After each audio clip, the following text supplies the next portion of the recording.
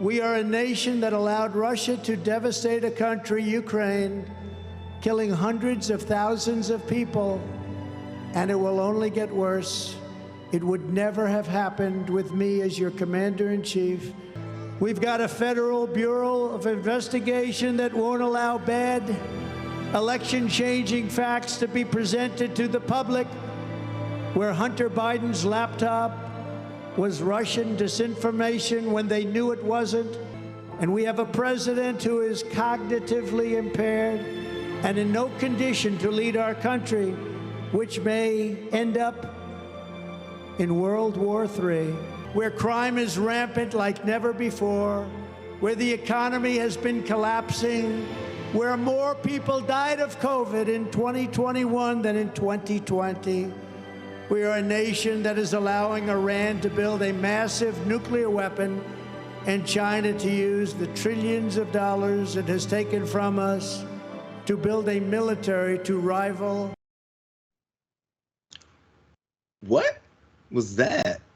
That was a rally that was held in Ohio the weekend. Donald Trump and his minions of MAGA supporters. We'll find out that's not necessarily that accurate later either. This rally where there's weird cultish music happening behind him. There's salutes. He's complaining about random things. It's like, you know, uncle's just spewing off random things at the dinner table. We're like, what are you talking about, Donnie? Anyways, this zombie rally continued. I want you guys to see the full effect of this entire thing. What was that music and what was this? Watch more. Let's watch more.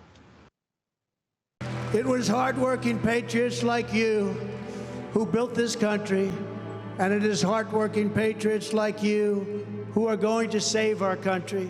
We will stand up to the radical left lunatics and rhinos, and we will fight for America like no one has ever fought before. As long as we are confident and united, the tyrants we are fighting do not stand even a small chance of victory. Because we are Americans, and Americans kneel to God and to God alone.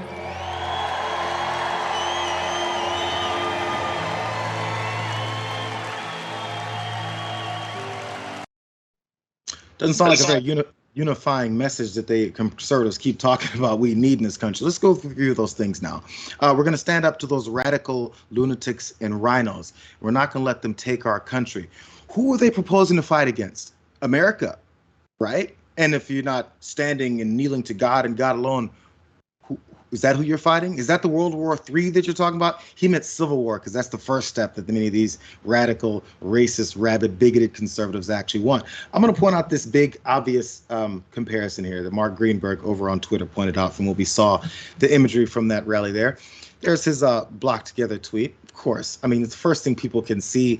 I'm waiting for the rebuttal. Maybe I missed it already. Maybe people had an explanation. Let's look at all these pictures separately, you guys, too. We know what the symbols that were given back in Nazi Germany, the Third Reich, as they parade down the street. I'm just seeing it. I'm just seeing it.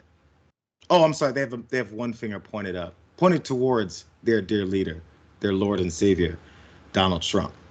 It's really weird. So while Donald Trump had their attention, that, you know, before we get to more things that happen, because this is insanity throughout, I'm curious. Maybe I'm way off here. You're well learned, Jessica. Am I missing something here with these salutes? Is this something else that I don't know about? I have no idea what's going on there. It doesn't look good, though. Doesn't look good. It's a little too similar to the Nazi salute. I don't like it at all. It's very weird. It's like he's leading a sermon, and they're like, yeah. Mm-hmm. Then you get the finger up. Things get weird. And he's speaking like it's his first time and maybe last time at a poetry slam. He's like, we will not bend, we will not break, we will make America wealthy and strong again. What do you mean, babes? How are you going to do that? Like, tell the people your plan. Like, we're already the wealthiest country in the world. We're #1 in the world for billionaires. Are you going to resolve the wealth distribution? Is that what you mean? Give us your plan. Why are people so captivated by what he's saying here? He's not telling them what he's going to do for them. He's just saying vague ideas, and he sold people on Make America Great. But Keep America Great wasn't exactly a winning slogan when people were struggling to make ends meet at the time he was running. It's insane. And also him saying like, hardworking people like you built this country. They're like, yeah, our memory doesn't go so as far back as to remember when we kidnapped Africans and brought them here and exploited their labor in chattel slavery. It's like, what are you talking about? It doesn't matter. It doesn't matter what they're talking about as long as they're fed the same madness. Now, I think there's a little bit of disinterest that's happening here, but while he had a significant number of theirs attention, he did use the same line of attack, which is, let's go attack. Some more violent rhetoric, some more things about how you've been awakened. Listen to this. To spy on patriotic parents and criminalize political dissent as if we were a third world country, a third world dictatorship. But the thugs and tyrants attacking our movement, and there's never been a movement even close in the history of the United States, have no idea of the sleeping giant that they have awoken.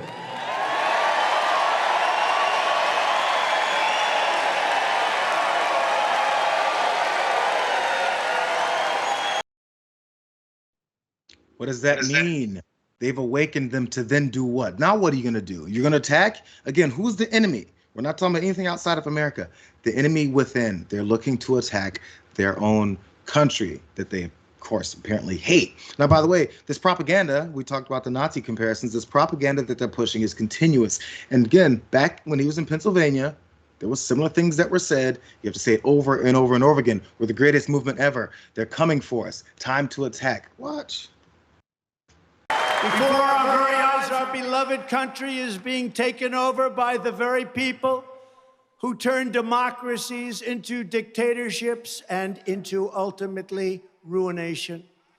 The MAGA movement is the greatest in the history of our country. And maybe in the history of the world, maybe in the history of the world. And you will never turn your back on me because we love our nation, and we will save our nation from people who are trying to destroy it. You will never turn your back on me, Jessica, because we're going to save our nation from people trying to destroy it. Sounds like we're trying to turn these folks against America and only serve him. Let's look at this picture as you respond, though, because this one particular user, Elad Elahu, he apparently claimed to be there, is the picture that he took video. This is a screenshot of the video he took. And he said, crowd size of Trump's Ohio rally at the Covelli Center as J.D. Vance takes the stage. He said, I was among the last to enter through general admission.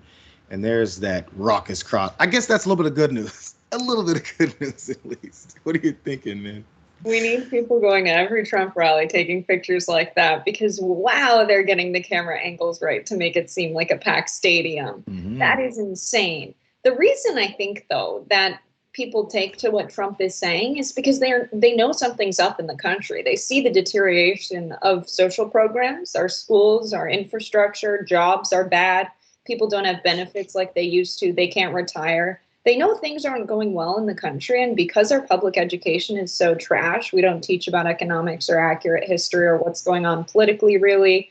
It's easy to sell this kind of message of like, America's gone bad, things are going wrong. It's like, yeah, people are struggling. But unless you tell them precisely what you're going to do or why this is happening, you don't have a really sticky movement. That's why you see when people have simple conversations with Trump supporters, they can really easily turn them around and flip them on their own beliefs with a few simple questions.